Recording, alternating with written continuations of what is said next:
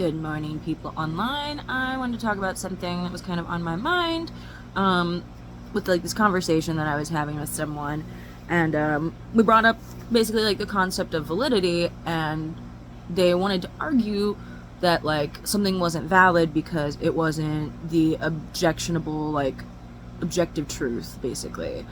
And I wanted to point out that validity, something being valid doesn't mean it is correct. So valid basically just means it exists, it's real, and it's something that is, so emotions can be valid, emotions are valid, rather.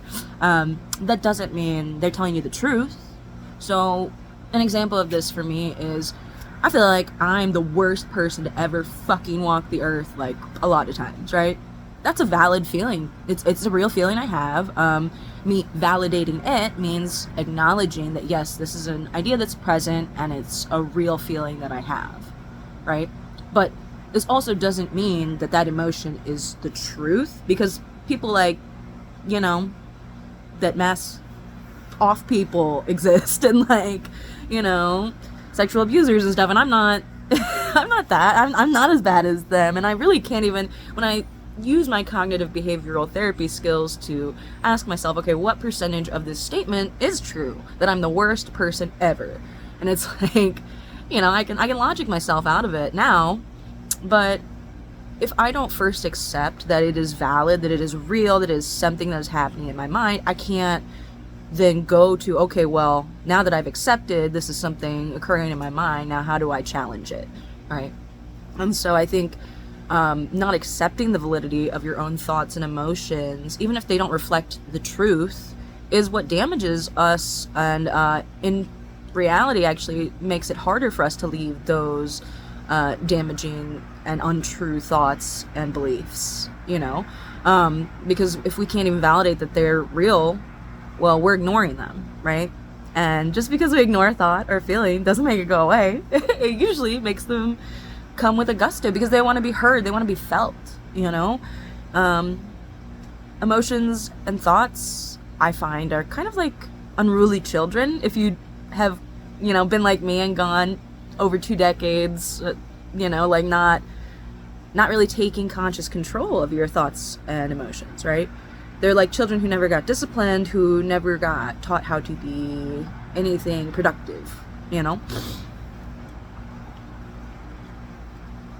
And just like children who also need validation, emotions need validation. And I kind of wanted to touch on too, with raising children, for me, obviously I have one, and there's no perfect method or proven method for parenting, because every human child is different, and they're all going to have different needs, different communication styles, different ways of learning, all that stuff. We are so individual. And so, but I think for parents generally, what works really amazing, I've seen in my own child since getting this advice from a therapist a while back, was to validate your child's emotions. And so I know, especially when they're toddlers, that shit is hard, because they're mad that the sky is blue, and it's bro, the sky is always gonna be blue. Sometimes it's red, I guess, but but validation is not about saying, yes, I agree or I disagree. Validation,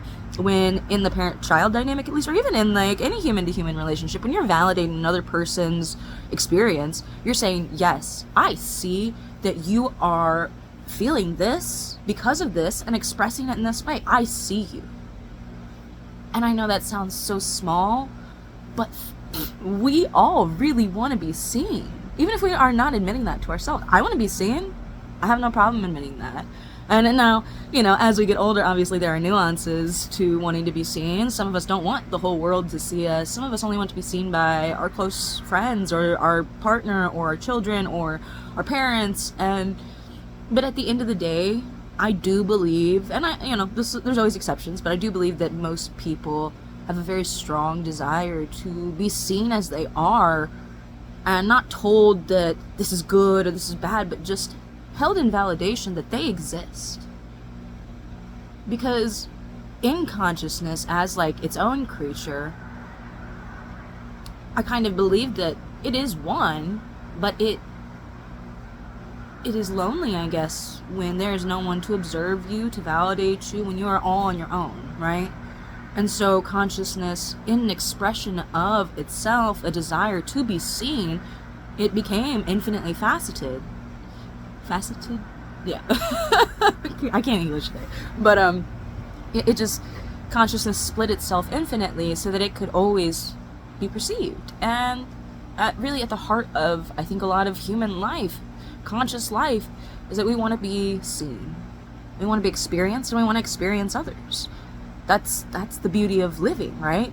Because what else really is there but to see and be seen, to be experienced and experience others, you know? Like, so validation is like this really, really small thing, because it's such a small step, and it really doesn't take that much energy. Like, I thought that, like, when I first heard about the concept of validation, I was like, oh my god, that's so hard. Oh my god, how can I just, yes, like, accept it? And that's the thing too. I don't think validation and acceptance are the same thing. They are very closely correlated. I think to be able to accept something, we must first validate it. But so, like, validation is just that emotionless bit of it, though, that, like, just the acceptance of its reality, not the acceptance that it's supposed to exist or that it's good or anything like that. You don't have to agree with it, you know? Because like I said, I do that with my son all the time. He will get upset over things that, like, I don't think they're a big deal. They don't bother me, and I don't really think he should be that bothered about them. But he's a child, and this is his first time in this situation generally when he feels those things. So it's like the thing that people really need, at least him, but I think myself and other people as well, what we really need when we're in that childhood stage of experiencing something that is, like, emotionally devastating for us for the first time, but ends up not being a big deal or as big of a deal later in life. We get to that point of it not being as big of a deal sometimes because we have been validated over, yeah, everyone feels that way when it happens. But then you learn, oh, okay, I felt all this, what do I do now? Where do I go? You know? And that's another thing too that I've really been learning with my recent therapist, is, like, when we can experience those emotions instead of running or hiding from them, they go away, like, pretty easily, because they came here to be felt. That's it. They're not any commentary on who we are or our intrinsic worth. Like, they're just emotions, and they're just part of the human experience. Welcome to having a brain, which is, like, the world's shittiest computer, you know, because at least AI doesn't have emotions. But no, you know, emotions are beautiful as well. Things like love and hope and freedom, true, like, liberty, those things are, there's no real words I know of to express how beautiful those things truly feel in the moment. And just like there are no real words to truly describe how painful things like trauma, betrayal, and heartbreak are in the moment. But that is the tragic beauty of human life and existence, is that these emotions, they fill us with things beyond words. Experiences beyond words, and that is just part of experiencing and being experienced. Both the good and the bad. And so, one little step I've found that has been so much more vital than I ever really imagined would be is validation in my life. And again, that's not saying this is good or this is bad or yes, this should happen, no, it shouldn't have happened, I like that it happened. It's not saying any of that. It's just saying, oh, I see with my eyes, I experience that this happened. I experience that you're experiencing this. I see it, I'm here for it. And this is what it is right now. And it's about being present, really. Validation is about pulling you to where you're at right now. It's the gateway, the gate to feeling those emotions, right? To feel them, we have to validate them and accept that they exist. And then we can give ourselves permission to allow ourselves to feel the full weight of them. And like I said, then after we do that, it's easier to let it go. And it's so crazy how all of this seems like such common sense to me, but the truth is I wasn't taught any of this. I wasn't taught anything about emotions except that I got made fun of when I cried, and if I got angry, police were going to be called or something, or I was going to be sent to a mental hospital. If I showed even the slightest bit of anger, like, I was threatened. into submission, basically. So I was just pretty much told to abstain from emotion unless it was joy, which I did not feel in an abusive situation, or, obedience and subservience to my mother, which I did not feel either. I felt no respect. I did feel a bit of fear, but mostly anger is what I felt, because I do think that when we aren't allowed to feel sadness, it turns into a deep anger that can even leave us feeling confused as to why we're so angry. But it's the truth is that we're sad. Anger is just sadness on the offense, But yeah, I'm kind of rabbit holing and digressing and whatever, so I wanted to just talk about validation. And yeah, things can be valid without being correct. Emotions can be valid and incorrect. I am not the worst human to have ever lived on Earth because, well, I've never been like a royalty or like in a war or anything, and I haven't brought about the end of anyone's life or anything. So, I'm not the worst. I'm not perfect either, obviously. I have a lot of flaws and I make a lot of mistakes, and sometimes I'm really fucking stubborn. But I'm working on it, and I think that's all we can all do is work on it. And we can't work on it if we're not honest with ourselves. And if we're not honest with ourselves, we can't validate ourselves, which starts that whole beautiful cycle I've been talking about for like 10 minutes, is to, validate, feel, and release. It seems so simple. And it's really actually not that hard, but you just have to commit to it.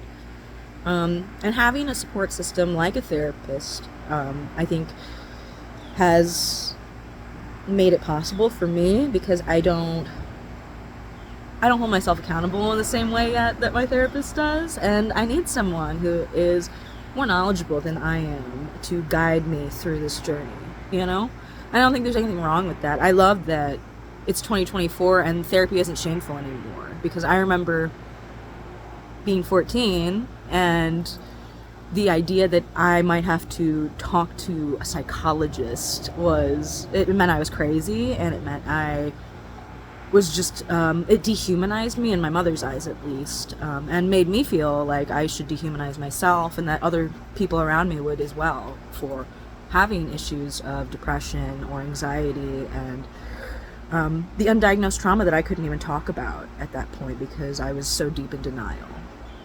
And yeah, I only now recognize how much I needed validation for myself, that I could not validate an iota of my experience, because everyone, from the moment I was learning how to speak, the day I was born really, I was being told I was wrong all the time, no matter what I did. Even if I did the same thing as someone else who was right, I did it wrong.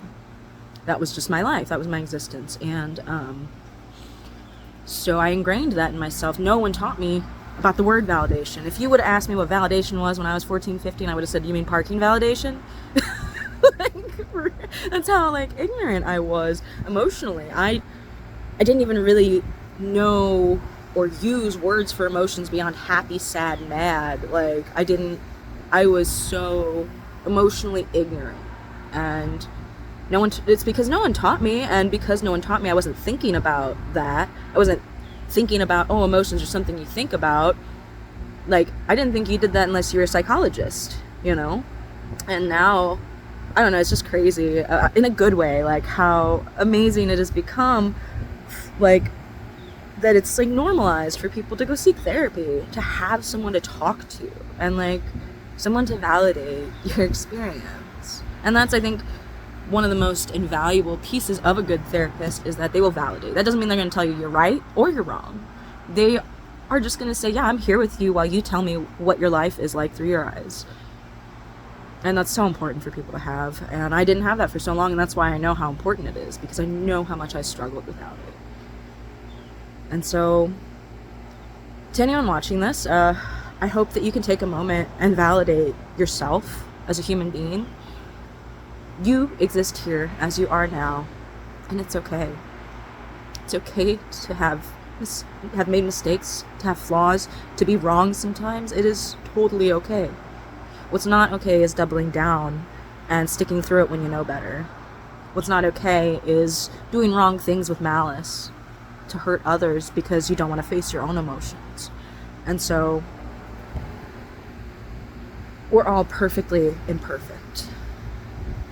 And we really are just like here to learn and grow. And the more grace we can give ourselves, I find the easier it is to give grace to others. Not always. Some things still really make me mad. But, you know, I'm working on it and I'm getting there eventually, slowly but surely. And it's not about